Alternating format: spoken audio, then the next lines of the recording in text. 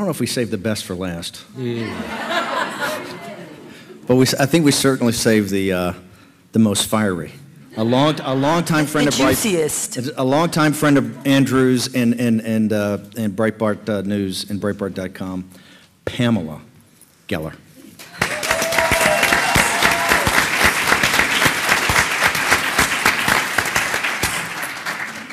It is indeed an honor to be here and poetic justice that I'm speaking here at the invitation of the Breitbart organization. I mean, talk about a divine hand here. It's really gorgeous.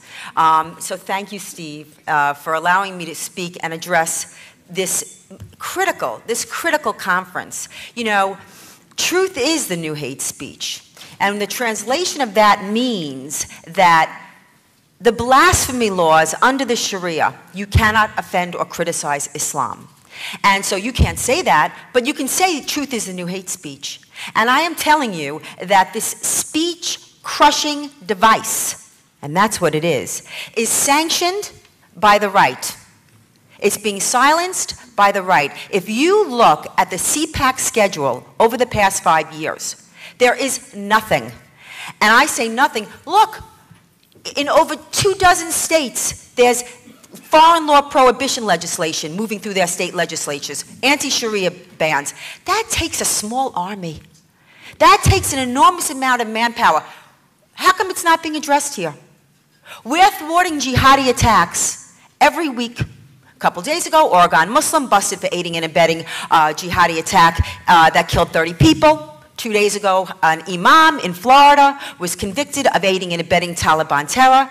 It's all the time. And the media is self-enforcing the Sharia. Okay? They will not discuss it. Now, I'm going to tell you something. It is not Geller. Okay? If I go out with a guy and he doesn't call me again, that's Geller. He's rejecting Geller. Okay? This is not about Pamela Geller. It is about the subject matter. And the war in the information battle space, the technique is to marginalize, demonize, and render radioactive anyone that talks about it. Now people will say, oh, but you know, she's a provocateur. You know, she's really out there. You know, I can do it better. I can do it softer. I can be a trimmer, okay? No, you are a racist, Islamophobic, anti-Muslim bigot if you touch this subject. You understand me?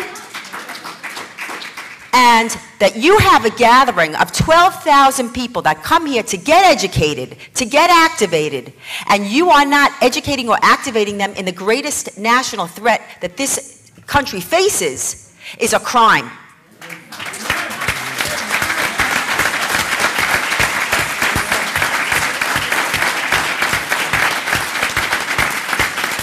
And for Al Cardenas to tell the Washington Post that I am banned because of this subject matter is egregious. Now, am I saying that Suhail Khan is as bad as Orlaki? He's worse. Listen to me. He's worse because look what he's done to this conference. Look at the influence that they have had on this conference. It's Spencer's book. It's Spencer's book, The Stealth Jihad. That's what it was. That was Stealth Jihad. You should read that book. It's all there. And so the war on free speech manifests itself in our ad campaigns. And I'm going to go over it just briefly, okay? I am not being a provocateur. I am responding to a disinformation campaign in this country. Not one, not two, but 3 anti-Israel campaigns were running. Hundreds of posters across the country. Nobody said boo. Nobody. I ran 10 little ads, 10 little Indians in a New York subway. This ad, the savage ad, in any war between the civilized man and the savage, you support the civilized man. Hello, you support the civilized man. And I can't get these ads up. I gotta sue. You know why I have to sue? Because I'm insulting the savages, that's why. We sued. We got those ads up. I want you to know it wasn't even a narrow victory, that First Amendment victory. We won on all counts. Judge Paul Engelmeyer threw out the New York MTA rules and regulations and standards saying they were unconstitutional. Now that's a big free speech victory. Did they talk about it here ever, ever, ever? Now CARE, Hamas CARE, Muslim Brotherhood CARE, named in the largest terrorist funding trial in our nation's history, the Holy Land trial, is running a new campaign, a jihad campaign, because they say, quote, that Pamela Geller has hijacked the word jihad. Wow, I'm really big and powerful, aren't I? All by myself, I hijacked the word jihad. So this is their campaign. My jihad is to stay fit. My jihad is not to burn the toast in the morning. This is so bizarre and so insulting and so offensive to the intelligence of the American people, but this is the war, you see. The war is in the information battle space. The war is in the war of ideas, and we are being completely shut out by our own. So I created a campaign, yes, with 5 high-profile Muslims, the Prime Minister of Turkey, lovely fella, Awlaki, he's the next one. Times Square bomber, Fort Hood jihadi, Hamas TV, and I couldn't get them up. I submitted them at the same time as CARE, okay? The city government was colluding. Chicago was colluding with CARE to keep my ads off, but you know I'm going to win on the free speech issue. You should have seen the letter from the Chicago Transit, like, these are so Islamophobic, and we hate them, and it's so ugly, and we hate you, but we know you're going to sue us, so we'll let you run the ad. So this ad goes up, and this is Hamas MTV. It's a music video. It says, "Killing Jews is worship as it draws us closer to Allah." Now, let me tell you something. The San Francisco District Attorney and the entire City Council held a press conference to denounce me and to denounce my ads and call this ad Islamophobic. Really? This ad looks anti-Semitic to me. This is hardwired for delusion.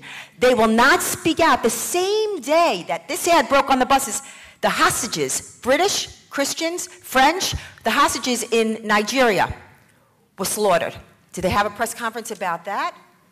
The constant slaughter of Christians in Nigeria, Buddhists in Thailand, Coptic Christians in Egypt, bloggers being beheaded in Bangladesh.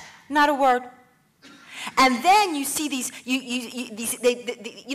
spokespeople get up. So of course my next campaign is yeah, here I'm done. I just submitted this campaign. You know, the punishment for homosexuality is the death penalty. This is the sheikh. This is the spiritual leader of the Muslim Brotherhood. So I have the spiritual leader, I have Ahmadinejad, world leader, and then I have a Muslim radio show host, Ruby Ramadan, who said they should be tortured, they should be stoned, they should be beaten. The point in all this is the antidote to bad speech is more speech, and free men will be forced. Thank you. Free men will be forced, will have to resort to violence without the freedom of speech. The problem that we on the right make is that we are not defining ourselves, our philosophy.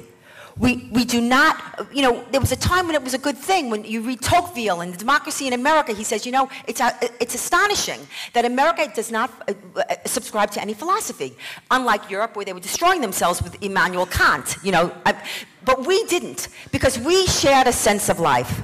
We had a sense of life, it was individual rights, and I'm telling you that is lost. There should be, capitalism is individual rights.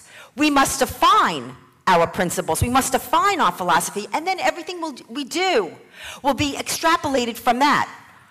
The biggest threat to mankind, the biggest threat to freedom, is the spread of totalitarianism philosophy. And I don't worry so much about the fanaticism of the enemy. I worry about the confusion on our side. That is the problem.